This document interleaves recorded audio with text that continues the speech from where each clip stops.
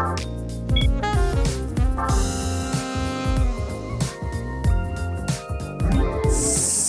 there, Derek here from Pacific Coast Auto in Japan, and we're looking at a 2007 Porsche Boxster. This is the 987 generation. This one has just 80,000 kilometers. It was bought from auction here in Japan for export over to, actually I don't know which country it's going to, but we're going to be shipping it to the Zeebrugge in Belgium, which recently has been the port that we ship a lot of our cars to for Europe, because after coronavirus they got kind of broken and they haven't really repaired recently. Sometimes we can ship to other countries, but it does take a while, so we're just kind of waiting for that to be repaired.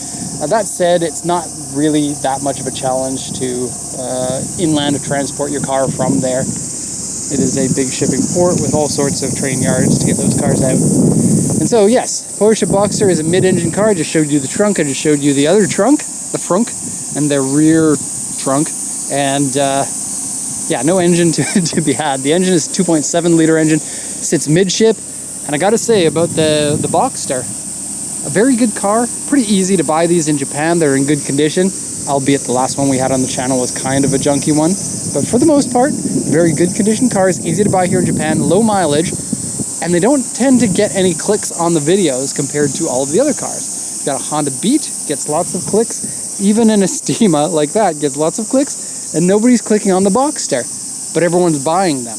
It's really funny. The videos that get the most amount of clicks aren't necessarily the ones who make the most sales. And so, quite interesting that. It is a power soft top. I didn't retract it to see if it works.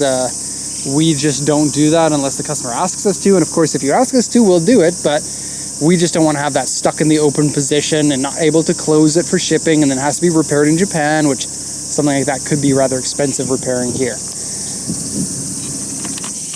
Okay, so let's just pull that key out. We'll close the door here. We'll go over the auction inspection sheet. And I will say that the car overall is excellent condition. The only thing that I have to say is, one, there's a cigarette burn on the interior, and I'll show you that. And then it's a little bit dusty and needs a vacuum. And besides that, the body is pretty much a 9.5 out of 10. And the interior, well, it's got that cigarette burn that I mentioned. If you take away that cigarette burn, then it's probably about an 8 out of 10, so pretty good.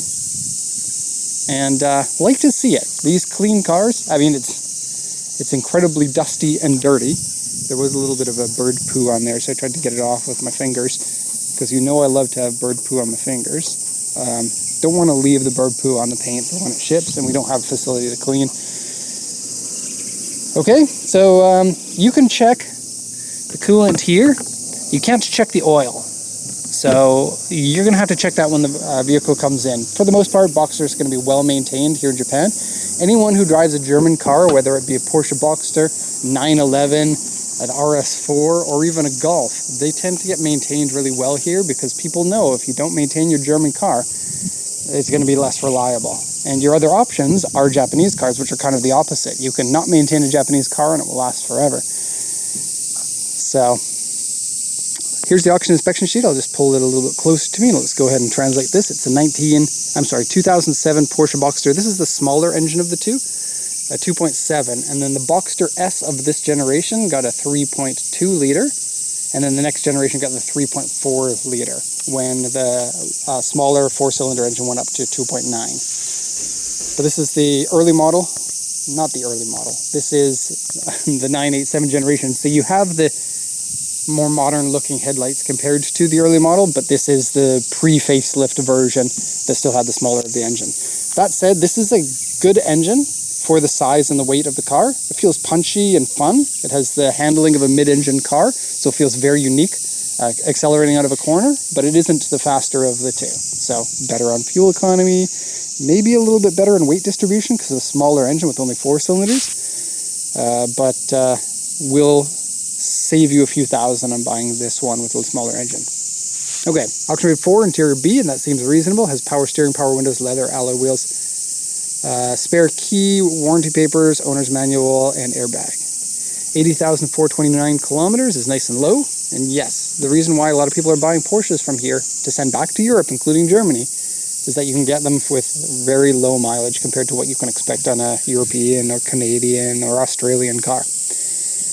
Okay, so this is original Japan car. It has half leather seats, left-hand drive. That's right, this is in Japan, a right-hand drive market, but it is a left-hand drive model. You usually have to search around a little bit if you're looking for a Boxster, because most of them are right-hand drive. But yes, you can get a left-hand drive one if that's what you're after.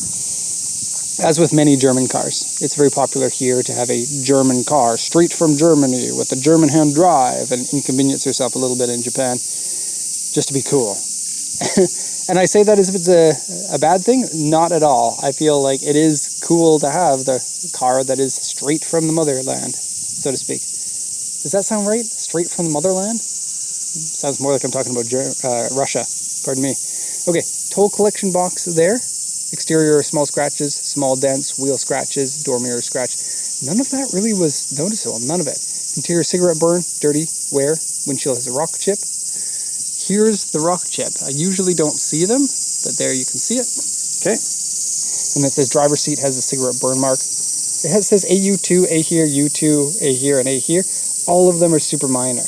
When I walked around the car to take pictures of any of the damages, I couldn't find anything to take a picture of. So let's go ahead and do our once around here. This is stock everything. The body is fully original. Wheels original, suspension is original. I believe the brakes to be original, even though they're cross-drilled. I think they might have been an upgradable brake.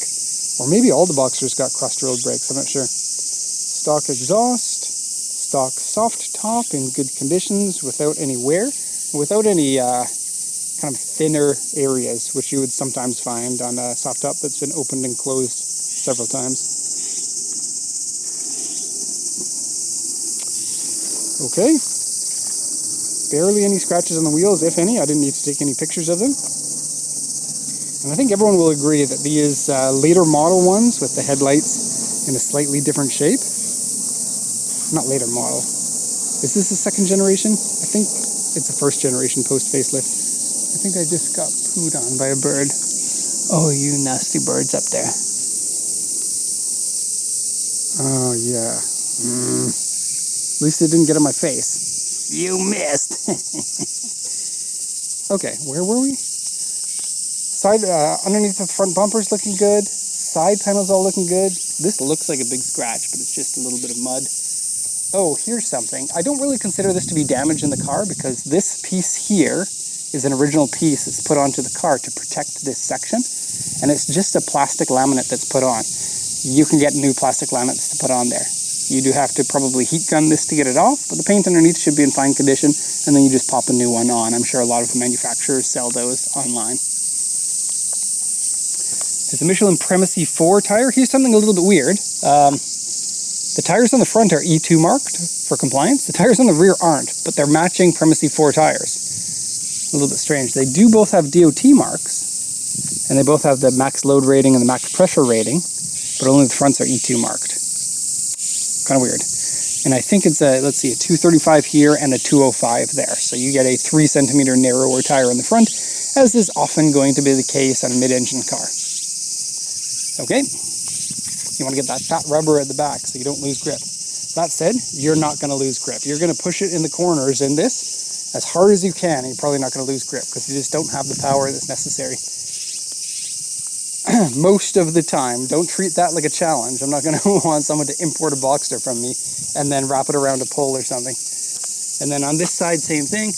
And then we have a couple of very minor dents in this door. So one here. And I'm not sure if the focus is going to be nice with us today.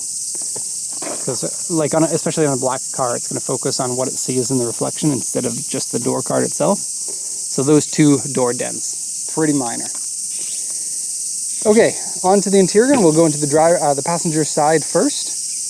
So our door card is all in excellent condition. The interior smells great. No weird smells, no smells of cigarettes, which we knew on the sheet. We knew when we bought it that it had cigarette burns in it. And so you do have to worry about the potential of it smelling like cigarettes inside the car. No such thing here. It's a low mileage car, and oftentimes low mileage cars can't be smoked in enough for them to actually smell bad. That's not always going to be the case. Oh, by the way, this is an electric spoiler. at speed or at the push of a button, this will rise up. And it actually is a functional spoiler. I'll be honest and say it's not a very good looking spoiler when it's in the upwards position. It's more like a spoiler than a rear wing. Okay, again, our door card is looking good. The scuff plate here actually has a few little scuffs on it. This sort of thing should be pretty easy to clean up. It's not like many Euro dashboards that have like a rubberish material. This is fairly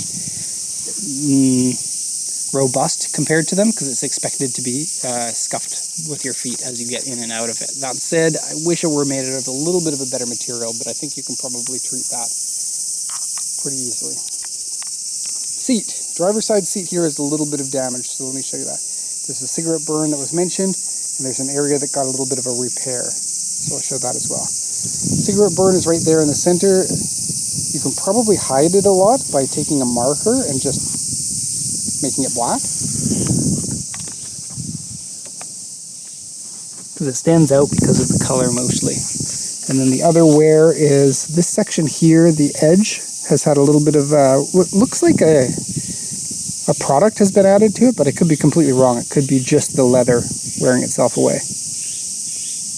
Okay, and then this does have side airbags and then the two front airbags. So although it's only like a two-seater, it is, I guess, a little bit safer as a result of that. Steering wheel is in excellent condition, including the Tiptronic buttons. And so while this is an automatic transmission, you can shift yourself. And I think more people who are interested in these Boxsters are interested in the automatic. It's just, a lot of people don't want to shift themselves if they're going to be commuting in the car. For me, I love the manual. I also find myself driving my minivan instead of my Lotus when I go places. So, yes. Hop in here, 50,503 kilometers. AC is working good. Everything in here is looking pretty good. The dashboard and the buttons are the issues. So let me show you that. We also have a secondary cigarette burn here that was potentially missed by the auction inspector because they only mentioned the one on the seat. And then we have a glue mark on the dashboard there. And then these, and I'll zoom in for this, have deteriorated a little bit. That one there, and that one there.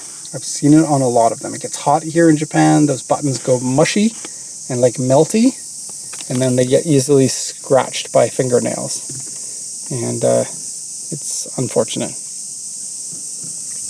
Okay, relatively clean here, just needs a vacuum. And a nice car like this, like if you're in the market, or not in the market, if you're the type of person like many of our customers who's buying cars for the purpose of reselling, getting a car that's already clean makes so much sense because the cleaning of the car and prepping it for sale can take so much time, and that's time you don't need to spend. You can just spend a little bit more on a otherwise really good condition car from auction in the first place. And it also makes my job easier because we don't have to be as time consuming taking pictures of all of the cars and, you know, pointing out the damages. Anyway, that's going to be the end of this video. Hope you enjoyed it. Thank you so much for watching and have a nice day.